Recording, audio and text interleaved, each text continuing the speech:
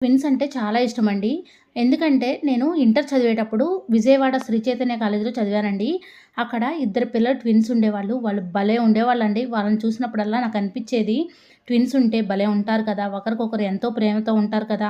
అలా అనిపిచ్చేది. అలానే నేను ఎంటెక్ చదువుకునేటప్పుడు, అలానే బీటెక్ చదివేటప్పుడు నాకెందుకో తెలీదండి నా ఫ్రెండ్స్‌లో ఒకళ్ళు ఒక బాయ్, ఒక గర్ల్ ఉండి ట్విన్స్ ఉన్నారండి. సేమ్ బీటెక్‌లో ఉన్నారు. అలానే నేను ఎంటెక్ చేసేటప్పుడు కూడా నా ఫ్రెండ్ ఒకళ్ళు అలాగే ఉన్నారు. నేను అనుకున్నానండి అప్పుడు, నాకు కూడా ఒక అమ్మాయి, ఒక అబ్బాయి పుడితే ఎంత బావుండో అనిపిచ్చింది. సేమ్ నేనెలా అనుకున్నానో నాకు కూడా ఒక బాబు, ఒక పాపే పుట్టారండి. మా అత్తగారికైతే నాకు ఒక్కళ్ళు పుట్టడమే ఇష్టమండి. అంటే ఒక కాన్పే ఉంచుకోవాలి అని. కానీ నేను మా వారు ఒకళ్ళకొకళ్ళు తోడుండాలి. ఇద్దరుంటేనే బావుంటదని మేమెప్పుడూ అనుకున్నామండి. అందుకేనేమో ఆ భగవంతుడు నాకు ఫస్ట్ ప్రెగ్నెన్సీలోనే నాకు ట్విన్స్ ఇచ్చారండి.